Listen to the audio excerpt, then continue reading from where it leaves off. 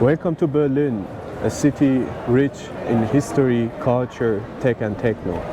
Today I'm visiting Betahaus, one of the first co-working spaces in Germany. I will be joining the community manager to see how they get ready for the day and learn how this space works. Later I will talk to the co-founder of Betahaus to hear more about the story behind this space. Join me.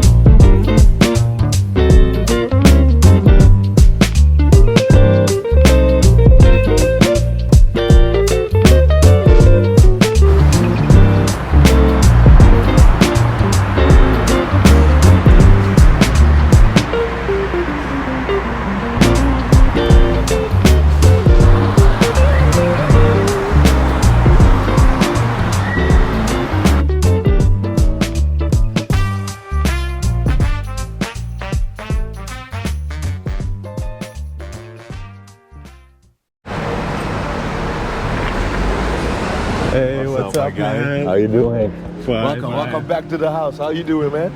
You Great, good? and you? I'm chilling. It's actually quite chilly this morning, you know? Quite chilly. How you doing? What's up? Everybody that's here, what's up? What's up? I'm from Berlin. My name is Gaylord, part of the Betahaus team. And today, you're gonna see what we do over here, you know? So, I hope you enjoy this video as much as I do creating it for you. Let's do this, right, Ali? Let's do it. Alright. Goedemorgen, meine Liebe.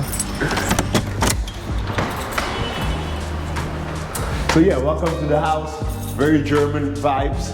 Dark lights in the beginning, but you know. And then the good stuff comes on the first floor and stuff. So we got the cafe. We have 6 floors, 5 floors of co-working, 2 of them or 3 spaces for event spaces. And I gotta open the door right here too. There you go, dear. Thank you. Yeah. Now she's going upstairs, or? Yeah. So, front desk is not yet officially open, so I'm giving you, some of the. We're gonna have our weekly event, which is the Beta Breakfast every Thursdays, where people come in. It's a great spot, especially for like expats to join and everything. But yeah, so that's what we're doing. Let me quickly show you the event space. This is the front desk. Sometimes we never really want to be like a package place, but they come in, so people got to come in later to pick it up.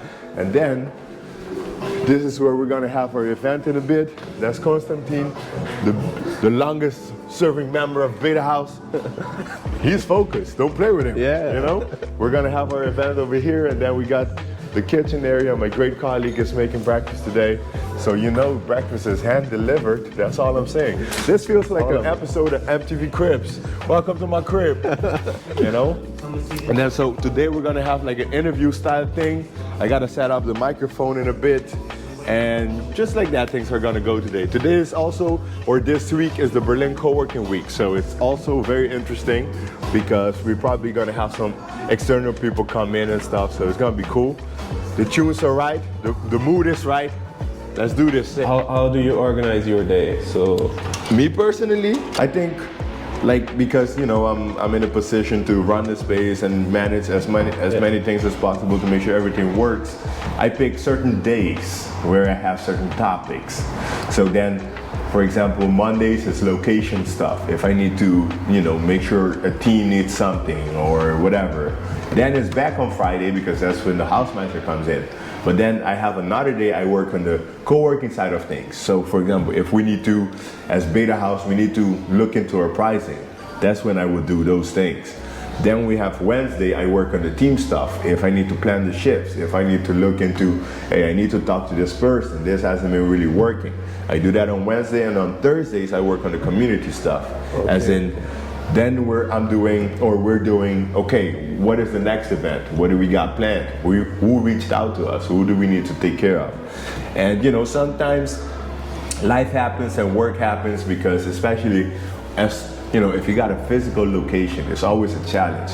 Like you might say today I'm going to work on a co-working item, or you know, on the community aspect, but if the Wi-Fi ain't working, you cannot postpone that. You got to attend to the first businesses, and I think that's always the most important. Wondering what kind of tools do you use for your daily job? So We use Slack.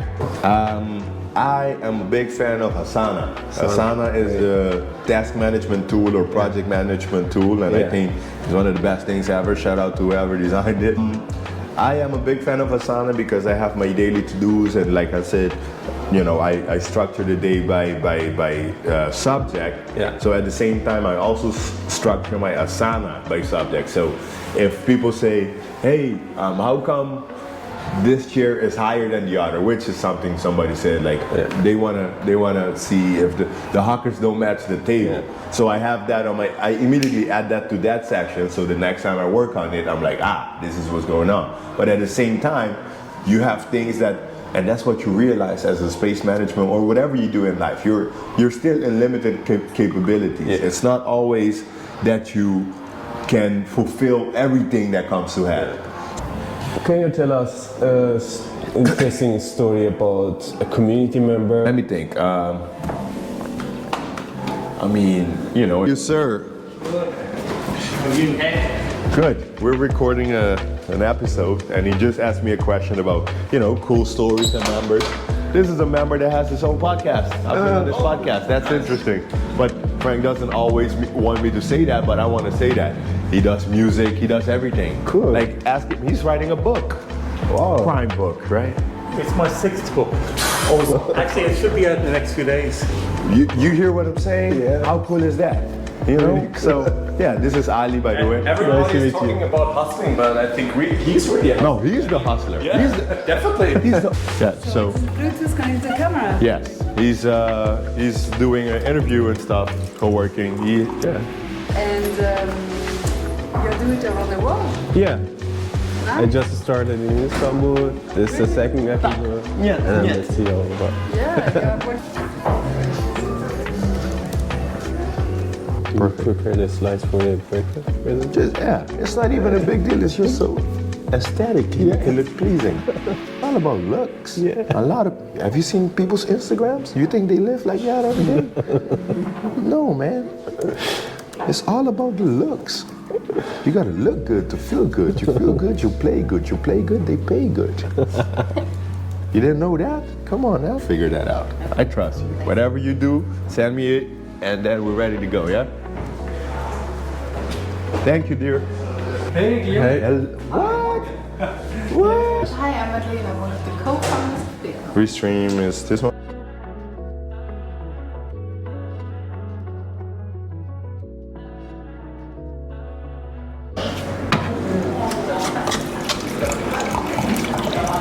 Nice. Now I'm ready, by the way. First things first, the music is gonna fade out in like that. And welcome to Beta Breakfast and welcome to Beta House. First thing first, yeah. I like that excitement. I like that excitement. All right, so listen. This is a pretty big breakfast, but we like to keep things, you know, spontaneous, but still traditional. And the people that's been here before, you already know, we like to do an introduction round. Why? Because this is where a lot of people meet. There's, you know, of course, there's good content on stage and stuff, but the importance for us is that you get to know people around you.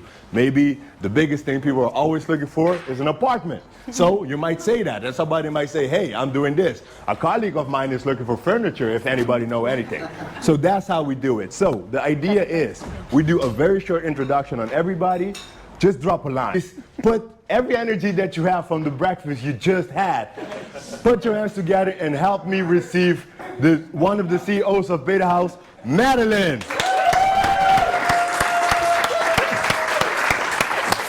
So listen, today we thought, especially with a co-working week, why don't we dive into it? Why don't we know, like, one of the reasons all of us are here today, there's a space here, and how did it start and everything. So I thought, let's do a fireside chat, and then I have some questions from Madeline, and after that, there's a round for Q&A. All right, sounds good? I say that is because I think especially in co-working, Beta House, especially in Berlin, is just the first. That's a fact.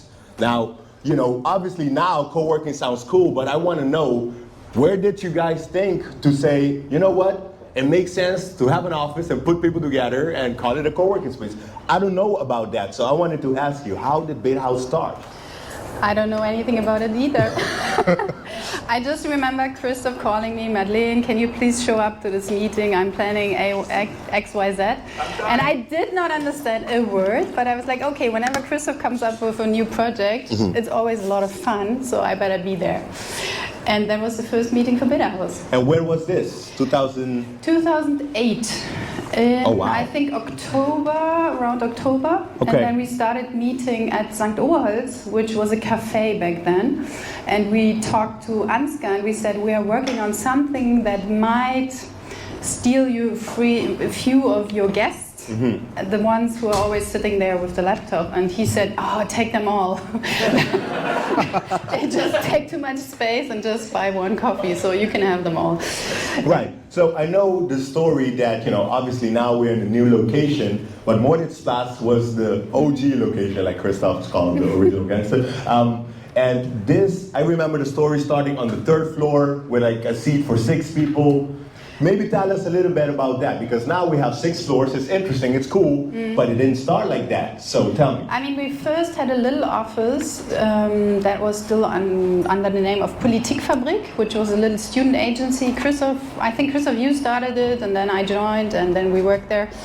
And we did a lot of young voters campaigns, and we always had lots of freelancers working with us, and they always liked being in our office. And then whenever the project was over, they said, can we just stay and pay you a little bit? And we were like, okay.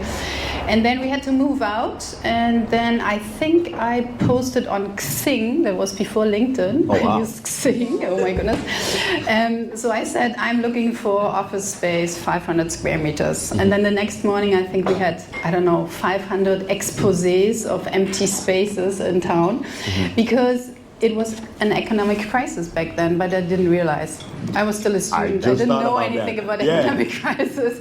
So there were people calling us if we please move into their office. And then we found this space at Moritzplatz, which was really nice, industrial, empty. And then we talked to the CEO. It was a lady, Mrs. Scruggs. I will never forget her. Yes. Okay. And then she wanted to see our business plan, and we showed her our business plan. She was like, I don't believe in it at all. It's not going to work, but I like you guys. So just come in and try it out for a while. And yeah, and then we moved in, right? Wow. Christoph, and then the first thing we did was a big party. I mean, yeah, Beta House is famous for parties. Any nuggets from that night? Yes, there was a line around the block. I think it was a very big party. Right. And I think we cleaned for a week later. It took us a week to clean the space. Yes. We rented a cleaning machine, and we didn't know how it worked, and it took us a week. Yeah. Right. Yeah. Okay, so I want to pivot away from the physical space and, you know, talk about entrepreneurship in Berlin and Germany in general, because I honestly believe Beta House has contributed to that, right? Because one of the reasons I'm here is obviously I was like, we're in Europe similar to Silicon Valley, and you find out Berlin, and I came across Beta House. How would you describe the impact that Beta House had on entrepreneurship in general in Berlin and area? I think 2009, 2010, it was very common in Berlin to have creative spaces for artists where they work together. So one of our co-founders, Tonia Welter, for example, she studied at the UDK, and there it was totally normal that you shared ateliers and stuff. But for entrepreneurs or business people, back then it was very common to have your own space and not talk to your competitors and be really secure about your ideas and not share anything. So I think we were one of the first spaces where you openly discussed your business ideas. So I remember the first, I think, beta pitch or so. We just put some founders on stage, and back then no one knew this format. I mean, now pitching is all over and people can't hear it anymore. But back then it was something really new, that you're openly discussing your business idea and that you're openly asking for feedback, and that you believe that people can give you validated feedback, and with the opinion of others, your idea will be better. So I think that was something special, and you felt that in the space. You just alluded to beta pitch, and I want for the people that's here that doesn't know exactly about Beta House Eggs and everything, tell about how Beta House also pivoted to being an innovations agency. Yeah, that slowly started, I think, with the format of Beta Pitch, where we invited startups and guests and whatever, and then we started talking to investors, investors and sponsors, and they were taking part of it. And then after a while, I think it was Siemens also, they said, we don't only want to be a sponsor of one event, we can kind of like want to be your partner for a little while. And we especially want to introduce your world to our employees. So they invited their staff members to come over to check out this crazy little creative space in Berlin and inhale a little bit of entrepreneurship. So that was the time when intrapreneurship started. Right. And then a few years later, Max, our third co-founder, he just took over, and now he's consulting lots of different clients in lots of different areas. Okay, so you just mentioned lots of different clients, and I want to go to perhaps the Beta House alumni, because I think there's a lot of big, great companies, even small, that's been part of the Beta House ecosystem at some point. Yeah. What are some stories of, let's just call it some success stories of some of these companies that's been through Beta House? Oh, now I need some help, Christoph. So I think I remember Orderbird. So Bastian Schmidtke, he's the founder of Orderbird. So whenever you go in a cafe or restaurant, the payment system is usually Orderbird or iSettle. iSettle is from Switzerland. And so I think they started around 2010 or so.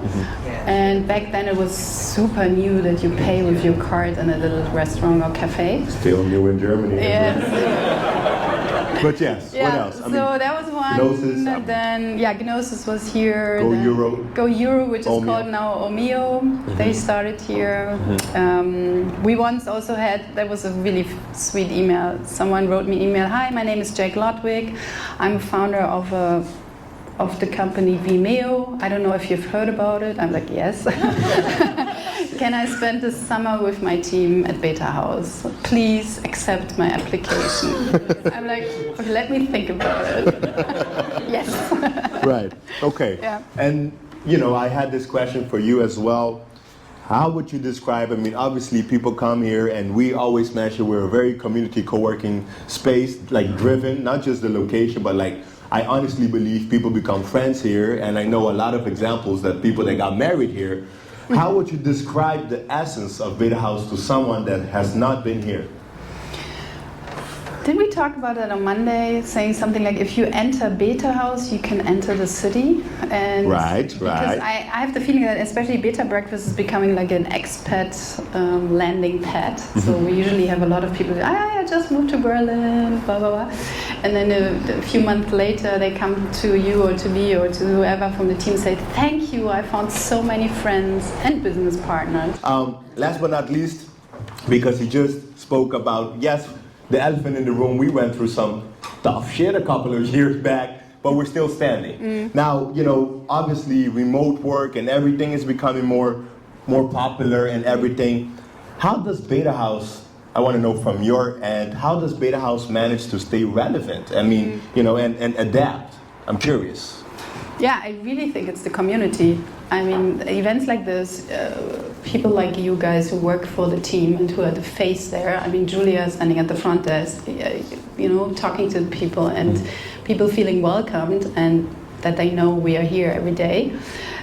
Just 2 days ago, we were at a meeting with other co-working space managers or founders, and you know, they are the big brands out there with tons of money in the bag. And sometimes, okay, I'm like, maybe we should have a wonderful fancy building somewhere at Alexanderplatz, but then I'm like, no, this is not Beta House. Beta House is unique. Beta House is very down-to-earth Berlin. And I can just say they look up to us when it comes to the point of community work, because you can't scale community work. It's really tough groundwork, and this is because of you guys working here every day.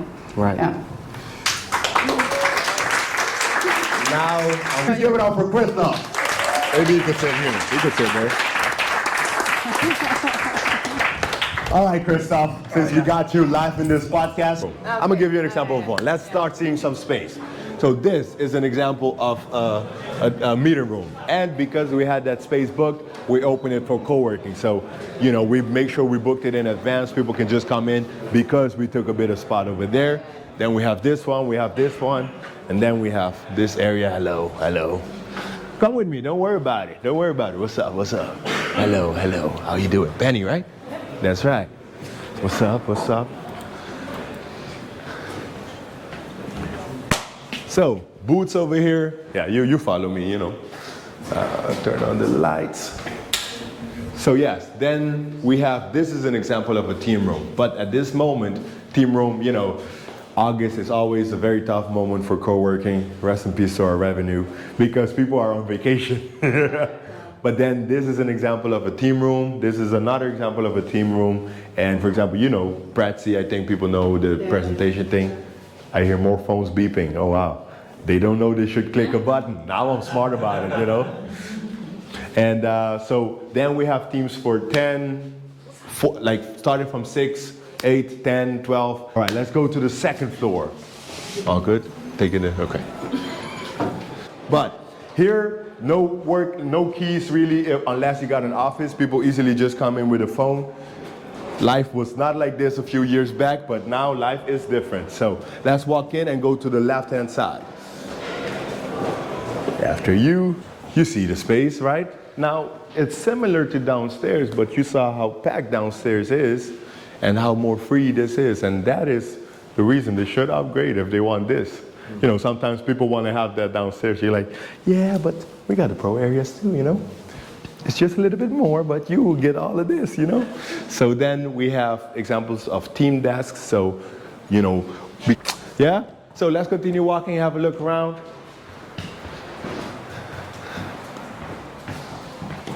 I got the mother bitches on.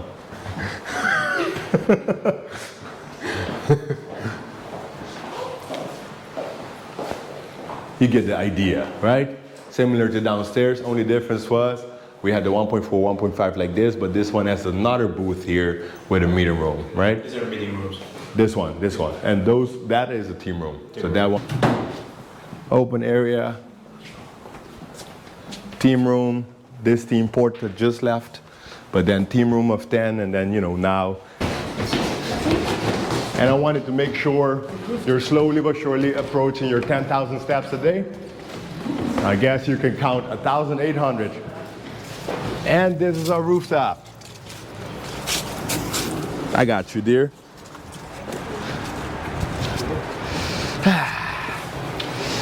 If you want to feel like taking over the world, you just stand here or reenact scenes from Titanic.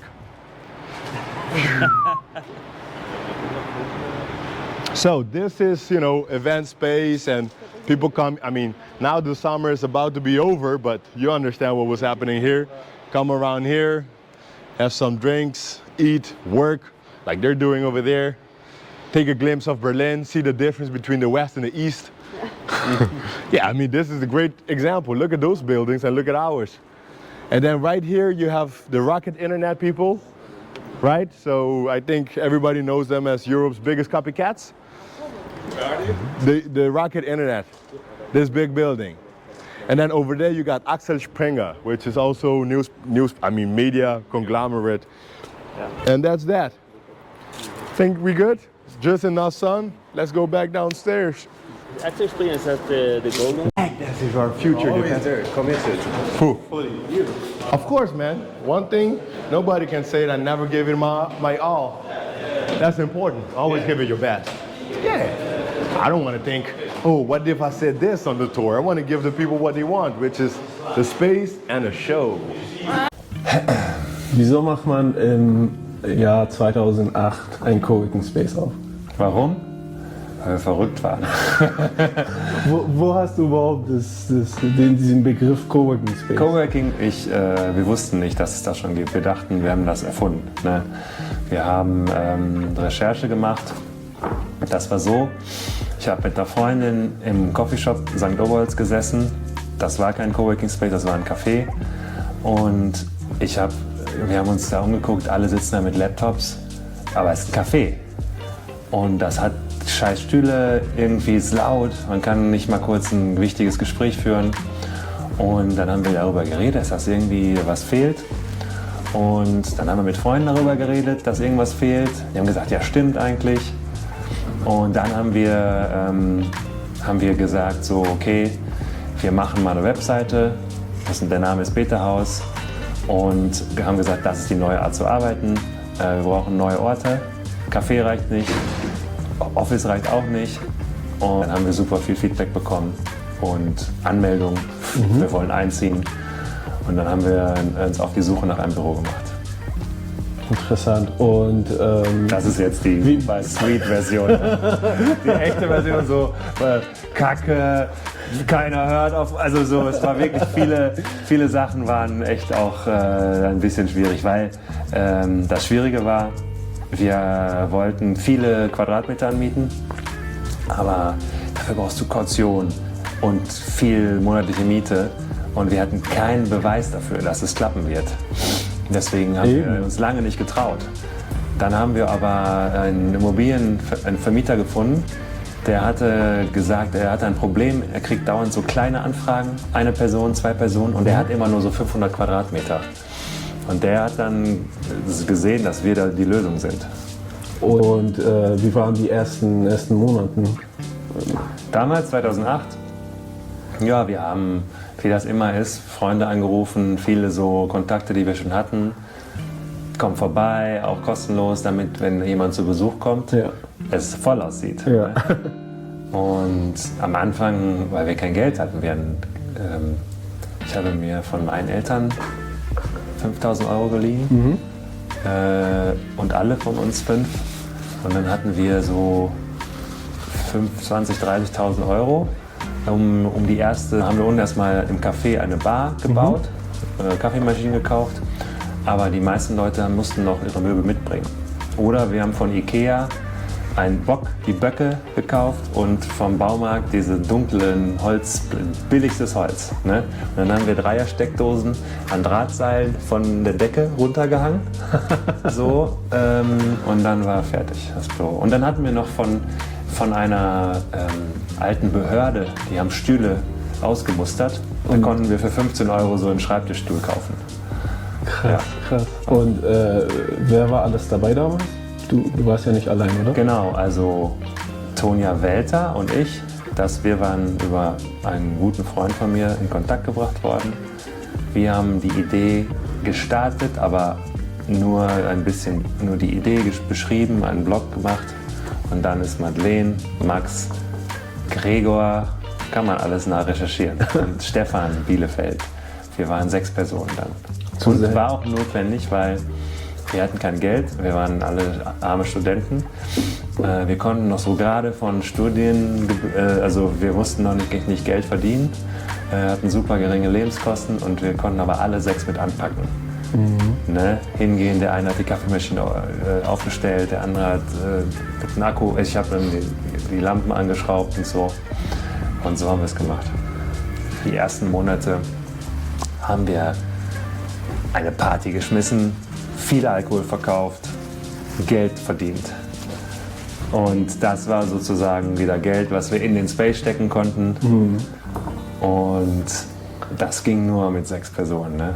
Aber das heißt, in den ersten Zeiten habt ihr nicht mit Office-Vermietung oder Desk-Vermietung so viel Kohle gemacht? Ja, nee, genau. Wir haben 2009 angefangen und bis 2011, 12 haben wir kein vernünftiges Businessmodell gehabt. Das liegt daran, dass wir damals dieses Produkt, was wir angeboten haben, ich glaube, es war 120 Euro für ein Fixed Desk oder so Open Space Desk. Und dann gab es 69 € für 50%, jeden zweiten Tag kommen. Und es war so eine Zielgruppe, die Berliner, es gab noch keine Startups und nichts. Es gab so Freelancer und Leute, die kein Geld für ein Büro hatten. Und es gab schon so Leute wie uns, die das als bessere Lösung gesehen haben. Aber du konntest wir konnten lange so Teamräume, sowas hier, ja. Jetzt, der Ausbau von einem Haus kostet, du weißt es, mindestens 500.000, vielleicht sogar 1 Million, je nachdem wie luxuriös es ist. Ja. Und dann kannst du auch 400, 500 € pro Person nehmen oder noch mehr und dann kannst du Geld verdienen. Aber wir haben damals mit ein bisschen Holz, ein paar Drahtseilen einen Space gebaut und dann kann man nur 50 € nehmen, dann kann man nicht super. Wir haben die Miete reinbekommen, ein bisschen Gehalt für uns, aber wir mussten jeden Monat gucken. Ne? Aber Nachfrage und Medien ging ab wie Sau. Wir haben so ein bisschen immer gestanden, also ey, was ist hier falsch? Wir verdienen nicht viel Geld, aber alle finden uns super und machen so, der Präsident von Hongkong, so, wir hatten so viele berühmte Besucher, aber wir als Team, am Ende habe ich das Team auch überzeugt, dass wir in andere Städte gehen. Es wurden auch viele Anfragen an uns gesendet. Wir waren am Anfang 2009 einer der wenigen Beispiele für Coworking und jeder, der mit dem Gedanken gespielt hat, einen Coworking Space zu eröffnen, hat sich mit einer E-Mail an uns gewendet. Wir hatten gar nicht die Zeit, weil jeden Tag sind irgendwie 10 Besucher einzeln gekommen. Einige wollten Tisch, aber viele wollten auch mal gucken. Und dann haben wir gedacht, was machen wir damit? Weil wir wissen selber noch nicht so genau, wie es geht. Wir wollen helfen. Dann haben wir als erstes Coworking Days gemacht. Einmal im Monat, damit die nicht alle einzeln kommen, haben wir gesagt, ihr kommt zusammen, wir machen 3 Stunden Briefing, wir zeigen euch alles, was wir wissen.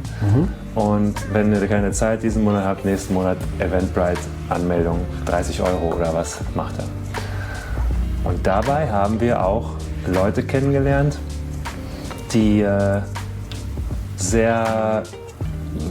mit denen wir ein gutes Verhältnis, Freundschaft aufgebaut haben. Und das erste Team, was so war, das war aus Hamburg. Und irgendwann haben die GI gesagt, ey, wir wollen gar nicht unseren eigenen Coworking Space, wir finden Betahaus so super, können wir nicht Betahaus in Hamburg machen? Und dann haben wir gesagt, okay, müssen wir mal überlegen, wie, weil wir haben da keinen Plan dafür gehabt. Und dann haben wir zusammen mit denen eine Firma gegründet in Hamburg und waren für uns Minderheitsbeteiligter.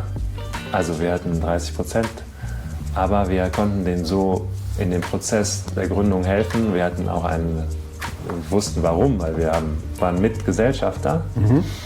Es war klar, dass niemand Gebühren bezahlen kann. Also am Anfang war Coworking war nicht Big Business. Ne? Es war schwer, Kredite zu bekommen.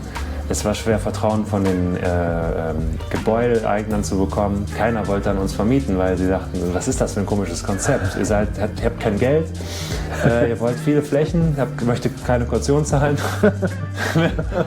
Und Coworking ist doch nur noch ein Büro, gibt's doch schon, Regus. Ne? So. Ja. Und dann haben wir so es geschafft, Betahaus Hamburg aufzubauen. So haben wir auch Betahaus Köln aufgebaut, das ist leider schon wieder zu. So haben wir auch Betahaus Barcelona aufgebaut. So hatten wir schon ein Projekt in Zürich, Betahaus Zürich und Betahaus Lissabon. War schon mit sogar Mietverträgen und in Bulgarien haben wir das erste Mal gesagt, wir schaffen nicht mehr so involviert zu sein, du machst es einfach und du zahlst uns eine Lizenzgebühr. Ist es schade, dass wir nicht ein besseres Modell hatten, weil irgendwann war so Limit. Und weil ich glaube damals, überall wo wir hingegangen sind, waren wir die Ersten, die Coworking gemacht haben.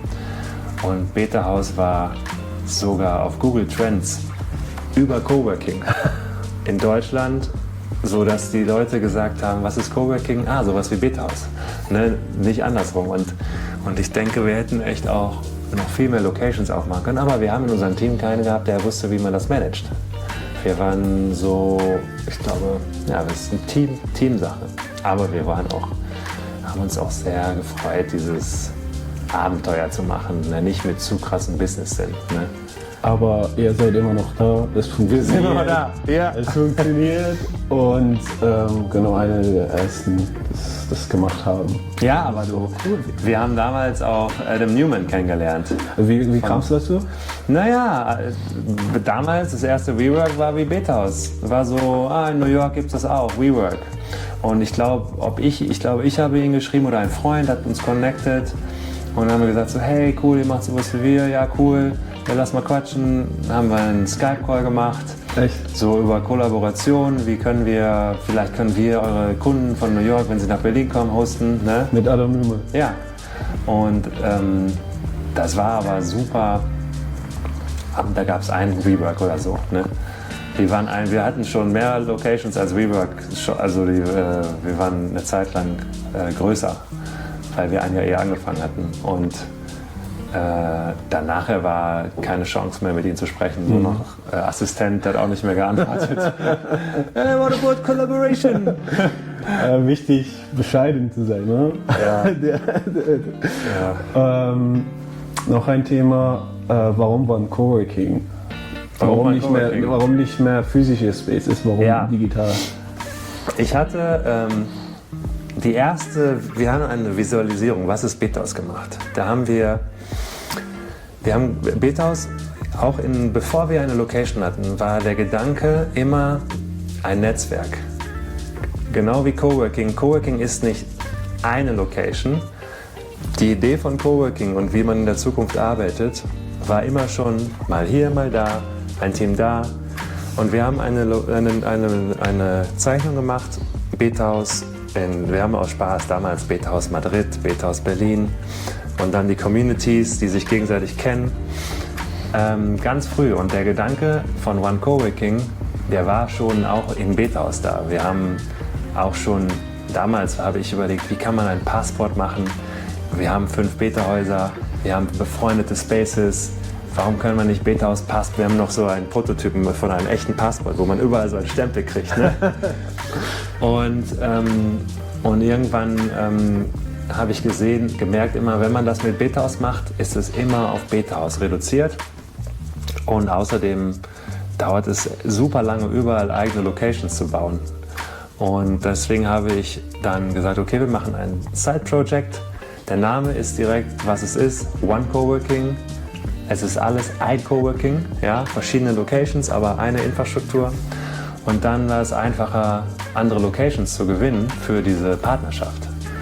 Und denn die ursprüngliche Idee von One Coworking war, dass du, wenn du Mitglied im Betahaus bist, in alle anderen Locations gehen kannst, auch ob es Orangerie ist oder ob es WeWork ist oder ob es irgendein kleiner Coworking Space in Thailand ist. Und mit dieser Idee haben wir angefangen und dann, um es größer zu machen, haben wir ein Businessmodell drauf gesetzt, dass man auch Passes kaufen kann. Ne?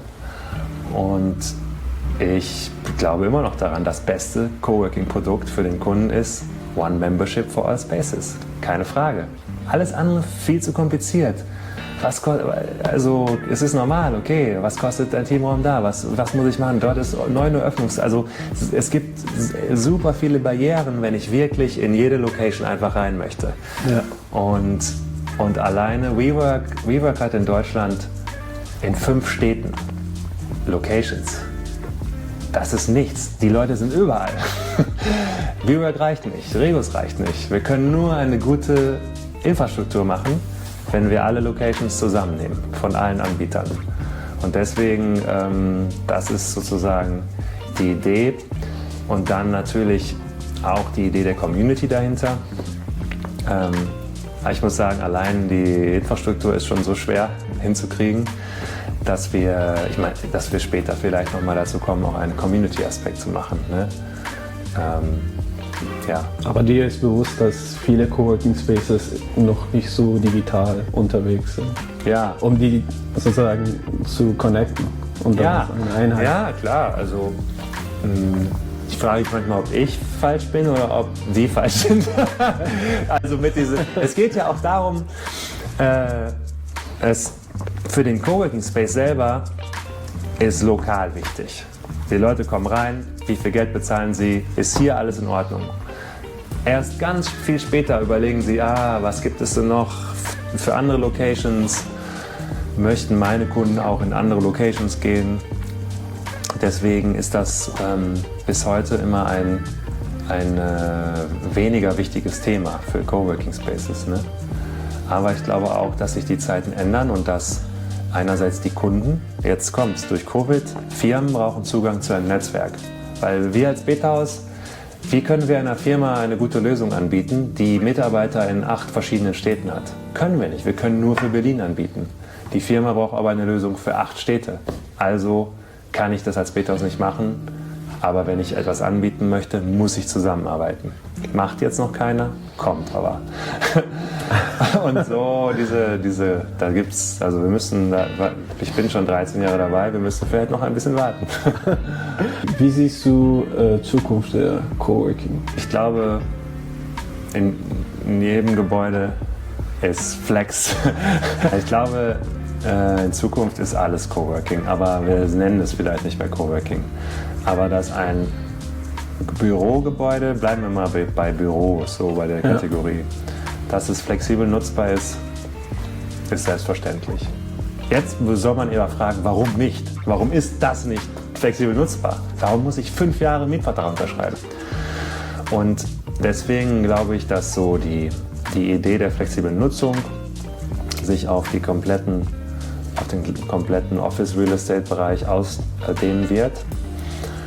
Aber es gibt viele unterschiedliche Arten. Es gibt vielleicht, es gibt Hardware Makerspace Coworking. Ne? Es gibt Co-Living Coworking. Oder Co-Medical Space. Es gibt super viele Arten. Es gibt es für Lifestyle, Digital Nomads, es gibt es für Corporate Lawyers. Ja. Und es ist für mich so vergleichbar mit einer Bar. Du hast alle möglichen Typen von Bars oder Restaurants. Okay, sie haben alle eine Kategorie, aber es gibt so viele unterschiedliche Arten, das zu machen. Und das Einzige, was dann die gemein haben, ist, dass irgendwas mit Arbeit zu tun hat und die Leute zusammen produktiv sein wollen und dafür einen Ort brauchen. Und manche brauchen mehr, manche brauchen weniger, manche brauchen einen kontrollierten Bereich. Vielleicht werden Firmen weiterhin, gibt es noch abgeschlossene Bereiche, also Headquarter. Aber in Zukunft wird es sich alles vermischen. Ne? Und wir sind gerade an den ganz kleinen Anfang von dieser Riesenwelle. Und es wird noch so krass werden. Darauf freue ich mich. Ja, ich auch. Ich hoffe, ich bin noch nicht in Rente. Genau. Cool. Dann Coworking intern, hä? danke für das Gespräch. Super.